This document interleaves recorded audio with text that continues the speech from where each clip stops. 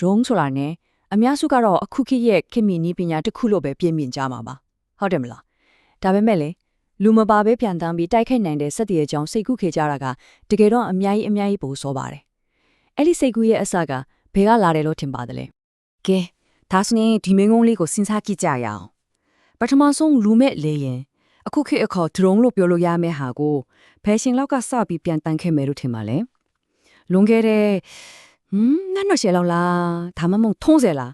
းတကယ်ရင်ကြတော့လေကျွန်တော်တို့တွေးထားတာထက်များကြီးကိုစောနေတာပါအဖြေကတော့လွန်ခဲ့တဲ့နှစ်ပေါင်း100ကျော်ကတည်းကပါဟုတ်ပါရဲ့ပထမကဘာစစ်ရဲ့မိခိုးတွေရန်ငွေတွေဝင်းနေတဲ့ကတုတ်ချင်းတွေစစ်တလင်းတွေပေါ်မှာပထမဆုံး drone ရဲ့အစာပြိုးမှုတွေရှိခဲ့တာပါတကယ်မထင်ထားဘူးမလားဒီနည်းပညာရဲ့သမိုင်းကဘလောက်တောင်နက်နဲရွှေရတယ်ဆိုတာကဲပထမကဘာစစ်ကိုပြန်ပြီးမြင်အောင်ကြည့်လိုက်ကြအောင်နှစ်ဖက်စလုံးကထုတ်ချင်းတွေထဲမှာတရားနဲ့တရားပိတ်ဆို့ထားပြီးဘယ်သူမှရှေ့မတိုးနိုင်နောက်မဆုတ်နိုင်တဲ့အကျက်အတဲမျိုးပါနေတိုင်းလိုအသက်ပေါင်းများစွာကိုအလားအစသေးနေရတဲ့အခြေအနေပေါ့အဲ့ဒီလိုအဆုံးမသက်နိုင်တဲ့တပ်ဖြတ်ပွဲကြီးကြားထဲမှာလေရင်မှုတောင်ရဲ့အသက်ကိုအန်ဒီရီထဲမထည့်ပဲရန်သူစီကန်းကိုထိုးဖောက်တိုက်ခိုက်နိုင်မဲ့လက်နက်တစ်ခုအဲ့ဒါကိုအသေးအတန်လိုအပ်လာခဲ့ပါတယ်အဲ့ဒီလိုအချက်ကနေပဲလူမဲ့လီရင်ဆွေအတွေ့ခေါ်ကြီးပေါက်ဖွာလာတော့တာပါပဲဒီအတွေ့အခေါ်ကိုလက်တွေ့ထစ်လာအောင်ပထမဆုံးအကောင်အထည်ဖော်ဖို့ကြိုးစားခဲ့ကြတာကတော့ American ကတီထွင်သူတွေပါသူတို့ရဲ့ဖန်တီးမှုကို Huey Sperry အလိုအလျောက်လီယန်လို့ခေါ်ပါတယ်ဒါဟာလူမဲလီယန်သမိုင်းရဲ့ပထမဆုံးအရေးရင်ဆုံးခြေလန်းတလန်းလို့ပြောရမှာပါပဲဟုတ်ကဲ့1910ခုနှစ်မှာပါတီထွင်သူတွေကတော့ Peter Hewitt နဲ့ Elmer Sperry တို့ပေါ့သူတို့ရဲ့စိတ်ကူးဟာဝေဟင်တော်ပီရိုဆိုတဲ့သဘောတရားပါအဓိကအချက်ကသူ့ရဲ့လမ်းညွှန်မှု system ပဲ gyroscope လို့ခေါ်တဲ့အရှိန်ထိန်ကီယာကိုသုံးပြီးတော့လေယာဉ်ကိုတီတီငင်ငင်နဲ့ကြိုတင်တတ်မှတ်ထားတဲ့လမ်းကြောင်းအတိုင်းအလိုအလျောက်ပြန်တန်းသွားအောင်လုပ်ဖို့ရည်ရွယ်ခဲ့ကြတာအဲ့ဒီခေတ်မှာ remote control ဆိုတာမရှိသေးဘူးလေအဲ့ဒီတော့ဒါကတကက်ကိုတော်လန်တဲ့အတွေ့အခေါ်တစ်ခုလို့ဆိုရမှာပါ US Berry ရဲ့ကြိုးပမ်းမှုကအစပြိုးပစ်ခဲ့တာမှန်ပါတယ်ဒါပေမဲ့တကက်ကို game တစ်ခုလုံးကိုပြောင်းလဲသွားစေနိုင်တဲ့ design တစ်ခုထပ်ပေါ်လာခဲ့ပါတယ်အဲ့ဒါကတော့ Catherine Bug လို့လူသိများတဲ့ပြန်တန်းနိုင်တဲ့ပုံပါမယ်ကဲ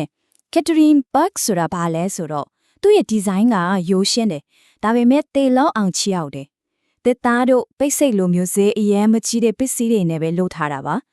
ဘာလို့လဲဆိုတော့အများကြီးထုတ်လုပ်ပြီးအလွယ်တကူသုံးဖို့ကိုဦးကြည့်ထားလို့ပါပဲသူ့ရဲ့အဓိကရည်ရွယ်ချက်ကတခါတုံးပြန်တန်းလိုက်တဲ့ပုံတစ်လုံးဖြစ်ဖို့ပဲအဲ့ဒါကြောင့်မို့လို့ဒီနေ့ခေတ် cruise missile ရဲ့အစသူတို့ရဲ့ဘိုးဘေးလို့တော့တင်စားပြီးခေါ်ကြတာပေါ့သူ့ရဲ့အလုပ်လုပ်ပုံကတကယ်ကိုပါနပိုင်အစင်တက်သူ့ကိုပြေးလန်းတကူပေါ်ကနေလွတ်တင်လိုက်တယ်ပြီးတာနဲ့အစင်ညက်ကျိုတင်တက်ချက်ထားတဲ့အကော်ဝေးအတိုင်းပြစ်မှတ်ချီယာကိုတန်တန်မတ်မတ်ပြန်သွားရောအစင်တုံးတမထိုင်းနေရာကိုရောက်ပြီးဆိုရနဲ့သူ့အင်ဂျင်ကအလိုအလျော့ရက်သွားတယ်ပြီးတော့အစင်လေးသူ့တောင်မန်တွေကဖြုတ်ထက်သွားတယ်နောက်ဆုံးအစင်9မှာတော့ပေါက်ကပစ္စည်းတွေအကိချေထားတဲ့လေရင်ကိုသေးကြီးကပြစ်မှတ်ပေါ်ကိုဘုံကျလုံးလိုပဲတဲတဲမမတ်ထုတ်ချက်သွားတော့တာပါပဲတော်တော်ရိုးရှင်တယ်ဒါပေမဲ့တကယ့်ကိုအဖြစ်ဆွမ်းအားမြင့်မာတဲ့ဒီဇိုင်းမှာဒီစိတ်ကူးတွေကဘလောက်ပဲကောင်းနေပါစေအဲ့ဒီခေတ်ရဲ့နီးပညာကဒီစိတ်ကူးတွေကိုအမိမလိုက်နိုင်ခဲ့ဘူးဗျာ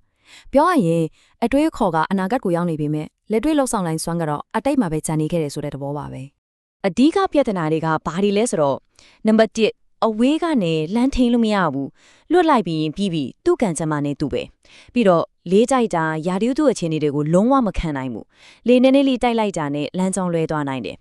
နောက်ပြီးစစ်ပိုင်းဆိုင်ရာအရာလည်းလုံးဝကိုအားကိုးလို့မရဘူးအဲ့ဒီတော့တကက်တိုက်ပွဲမှာအသုံးဝင်ဖို့ဆိုတာအတော်လေးကိုအလံဝေးနေခဲ့ပါတယ်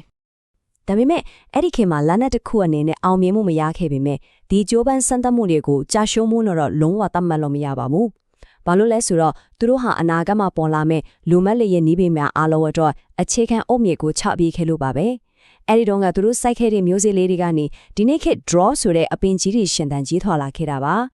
ဒီခေတ်ကဘလို့ဆက်သွားလဲဆိုတာကိုဒီမှာရှင်းရှင်းလင်းလင်းမြင်နိုင်ပါတယ်1918မှာ Catherine Bug ကလူမဲ့ပြန်တက်နိုင်တဲ့ဘုံဆိုတဲ့စိတ်ကူးကိုလက်တွေ့ပြခဲ့တယ်အဲ့ဒီနောက်1940ကနေ60ခုနှစ်တည်းအတွင်းမှာယူရီယိုနဲ့ထိန်းချုပ်တဲ့စနစ်တွေလမ်းညွှန်တုံးကြီးနည်းပညာတွေဖြစ်ဖြစ်တိုးတက်လာခဲ့တယ်ပြီးတော့အကြီးမားဆုံးခုံပြန်ကျော်လွှားမှုကတော့2000ပြည့်နှစ်တွေမှာပါပဲ GPS တို့အစက်မြင့်ကွန်ပျူတာစနစ်တို့ပေါင်းစပ်လိုက်တဲ့အခါမှာတော့အခုကျွန်တော်မြင်နေရတဲ့ခေတ်မီစံပြတဲ့ drone တွေပေါ်ထွက်လာတော့တာပါပဲဆိုတော့